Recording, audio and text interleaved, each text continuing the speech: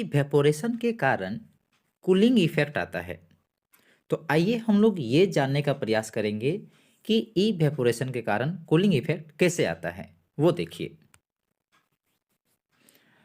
If we put a little of spirit at the back of our hand, यदि हम अपने हाथ में स्पिरिट लेते कुछ एंड वेव इट अराउंड और उसे लहराते हैं, मतलब मान के हाथ में हम क्या लेते हैं, स्पिरिट लेते हैं और उसे हाथ को लहराते हैं, तब क्या होता है, द स्पिरिट इवेपोरेट्स। तो स्पिरिट जो होता है वो इवेपोरेट होता है हमारे हाथ से rapidly and our hand feels very cold, और हमारा हाथ ठंड महसूस करता है। मतलब जब हम अपने हाथ में स्पिरिट लेते हैं और जो उसको लहराते हैं एयर में, तो स्पिरिट क्या होता है, इवेपोरेट होता है तेजी से और हमारा हाथ कोल्ड फील करता है, ठंडक महसूस करता है। तो इसके पीछे कारण क्या है, ऐसा क्यों हो रहा है? तो देखिए, this is due to the fact that to change from the liquid to vapour state. तो यहाँ इससे होने का कारण है कि लिक्विड वेपर स्टेट में चेंज हो रहा है। जो लिक्विड है, जैसे स्पिरिट जो लिक्विड है वो वेपर में चेंज हो रहा है, बस यही इसके पीछे कारण है। तो जब स्पिरिट लिक्विड स्टेट से वेपर स्टेट में चेंज होता है तो उसे जरूरत होता है लेटेंट हीट ऑफ वेपराइजेशन, उसे हीट की आवश्यकता होती है, तब जाके वो लिक्विड से वेपर में चेंज होता है। तो जब स्पिरिट लिक्विड से वेपर अवस्था में बदलता है तो वो लेटेंट हीट लेता है। तो क्या होता है, देखिए, the spirit takes this heat of vaporization. तो स्पिरिट इसी हीट को, जिसे वो वेपर में कन्वर्ट होता है, यानी कि हीट ऑफ वेपराइजेशन को हमारे हाथ से लेता है, उसके बाद वो इवेपोरेट होता है। तो हीट कहाँ से लेता है, हमारे हाथ से। इस वजह से क्या होता है, द हैंड लूजेस हीट, हमारा हाथ हीट को लूज करता है एंड गेट्स कूल, और हमें ठंडा लगता है, हमारा हाथ ठंडक महसूस करता है। तो ये था इवेपोरेशन के कारण होने वाला कूलिंग इफेक्ट का एग्जाम्पल। इवेपोरेशन के कारण कूलिंग इफेक्ट आता है, इसका चलिए हम लोग एक अन्य एग्जाम्पल लेते हैं, अदर एग्जाम्पल लेते हैं और समझने का प्रयास करते हैं कूलिंग इफेक्ट किसके कारण, इवेपोरेशन के कारण। तो वो देखिए, during hot summer days water is usually kept in an earthen pot to keep it cool। ऐसा देखा जाता है कि गर्मियों के दिनों में पानी को मिट्टी के घड़े में ठंडा रखने के लिए रखा जाता है पानी को। मतलब गर्मी के दिनों हम लोग क्या करते हैं कि पानी ठंडा रहे, इसलिए हम उसे मिट्टी के घड़े में रखते हैं। तो ये जानेंगे कि ऐसा क्यों होता है, ठंडा क्यों लगता है। तो वो देखिए,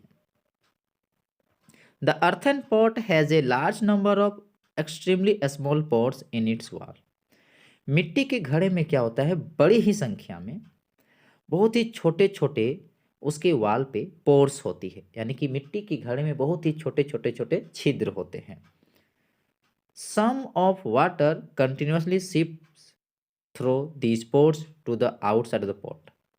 तो उन्हीं छोटे छोटे पोर्स से लगातार पानी जो होता है बाहर रिसते हुए बाहर आ जाता है, सिपिंग करते हुए घड़े के बाहर आता है उस छोटे छोटे पोर्स से।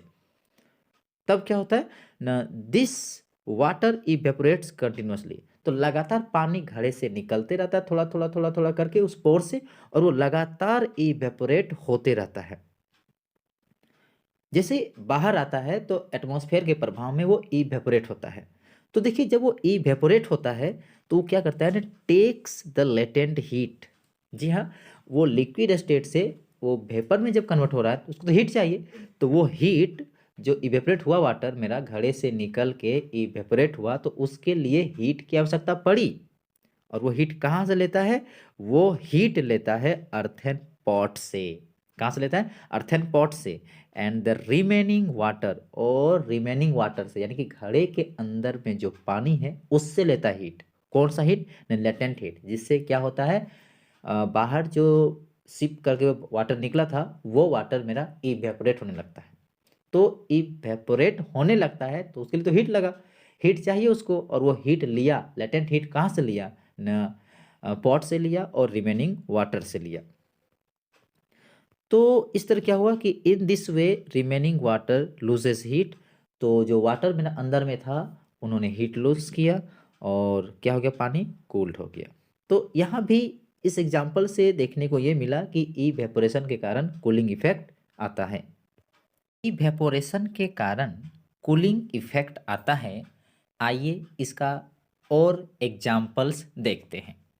तो देखिए, perspiration is our body's method of maintaining a constant temperature. देखिए, हमारे शरीर में परस्पिरेशन जो होता है यानी कि पसीना जो आता है, वो एक ऐसा तरीका है जिससे हमारे शरीर के टेम्परेचर को एक समान कांस्टेंट बनाए रखता है। यानी कि रेस्पिरेशन एक ऐसा मेथड है जो हमारे शरीर का तापमान को, टेम्परेचर को कांस्टेंट बना के रखता है, और ये इवेपोरेशन के कारण ही हो पाता है। तो आइए समझते हैं। ऑन ए हॉट डे, गर्मी के दिन में, और after doing some physical exercise, या जब हम लोग कोई फिजिकल एक्सरसाइज करते हैं उसके बाद our body gives out sweat, तो हमारे शरीर से पसीना निकलता है। देखिए, गर्मी के दिन में जब हम रहते हैं तो पसीना निकलता है, या यदि हम कोई फिजिकल एक्सरसाइज करते हैं तो हमारे शरीर से पसीना बाहर आता है। व्हेन दिस स्वेट इवेपोरेट्स, जब ये पसीना इवेपोरेट होता है तब क्या होता है ना, it takes the latent heat of vaporization from our body. जब वो पसीना स्वेट जो होता है इवेपोरेट होता है, तब हमारे शरीर से लेटेंट हीट ऑफ वेपोराइजेशन यानी कि हीट लेता है, हमारे शरीर से क्या लेता है, हीट लेता है इवेपोरेट होने के लिए। तो इससे क्या होता है, this keeps our body cool, तो इससे हमारा शरीर ठंडक आ जाता है, ठंड हो जाता है, यानी कि तापमान घट जाता है, टेम्परेचर।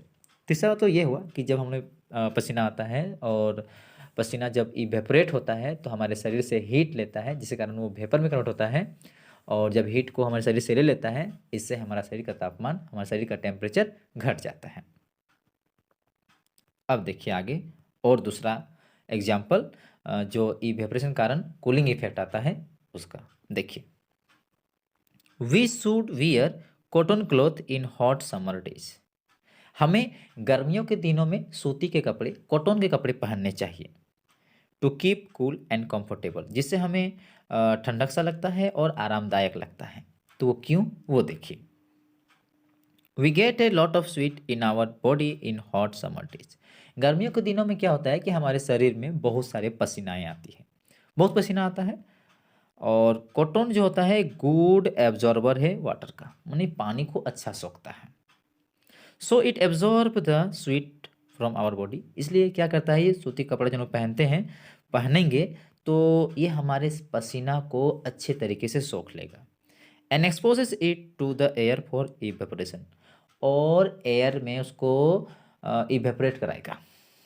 अब जैसे ये इवेपोरेट करेगा तो इवेपोरेशन के समय क्या होता है कि वो हमारे शरीर से हीट को लेगा, लेटेंट हीट को लेगा, और वो इवेपोरेट होगा, इससे हमारा शरीर क्या होता है, ठंड हो जाता है।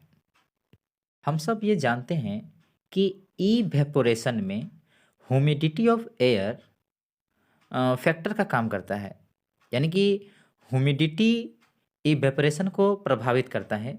तो चलिए उसको समझने का प्रयास करते हैं। तो देखिए, a desert cooler cools better on a hot and dry day. एक डेजर्ट कूलर जो होता है वो हॉट और ड्राई डे के दिनों में अच्छे तरीके से कूलिंग इफेक्ट लाता है। ऐसा क्यों लाता है वो देखिए। Because higher temperature on a hot day, गर्मियों के दिनों में जब टेम्परेचर ज़्यादा होता है उस समय क्या होता है कि increase the rate of evaporation of water, water का इवेपोरेशन तेज हो जाता है। And the dryness of air, और जो कि एयर में ड्राइनेस है, उसमें नमी नहीं है, तो इससे क्या होता है कि increase the rate of evaporation of water, तो वाटर का इवेपोरेशन भी बढ़ जाता है। मतलब यहाँ बताना चाहेंगे कि हॉट और ड्राई डे में क्या होता है, तो हॉट ड्राई डे में आपका टेम्परेचर भी अधिक होता है और ह्यूमिडिटी भी कम होता है, यानी कि नमी कम होता है। तो ऐसी स्थिति में क्या होता है कि रेट ऑफ इवेपोरेशन बहुत अधिक होता है। क्या न, रेट ऑफ इवेपोरेशन बहुत अधिक होता है। इससे कारण क्या होता है कि a desert cooler cools better on a hot and dry day. यही वजह है कि ए डेजर्ट कूलर जो कूलिंग इफेक्ट जो लाता है वो हॉट और ड्राई डे में अच्छा करता है, यानी कि मतलब बेहतर तरीके से, अच्छे तरीके से कूलिंग इफेक्ट लाता है। हम लोग ये जानते हैं कि इवेपोरेशन को प्रभावित करने में सरफेस एरिया भी बहुत योगदान देता है। तो अब हम लोग इसमें क्या देखेंगे कि किस प्रकार इवेपोरेशन में सरफेस एरिया एक फैक्टर का काम करता है, उसे समझने का प्रयास करते हैं। तो देखिए, it is a common observation that we are able to sip hot tea milk faster from a saucer. कहता ये सामान्य देखा गया है कि हम गर्म चाय या गर्म दूध को होता है हम तेजी से किसी प्लेट में सॉसर में कप के तुलना में आसानी से जल्दी से पीते हैं। ठीक है, ऐसा क्यों होता है वो देखिए। क्योंकि saucer has a large surface area. Saucer की सरफेस एरिया कप से कम में कंपेयर करें तो प्लेट की ज़्यादा होती है। And due to the large surface area of saucer की सरफेस एरिया ज़्यादा होने के कारण क्या होता है, evaporation of hot tea from the saucer is fast. तो इवेपोरेशन की जो रेट होती है सॉसर से कप की तुलना में ज़्यादा होती है। ठीक है, एंड यही वजह है कि इवेपोरेशन तेज होता है, और इवेपोरेशन तेज होने के कारण हॉट टी या हॉट मिल्क जो होता है बहुत जल्दी ठंड हो जाता है। मतलब जल्दी इवेपोरेशन करके क्या होता है, हीट लॉस होता है और हम उसे आसानी से तेजी से पी लेते हैं।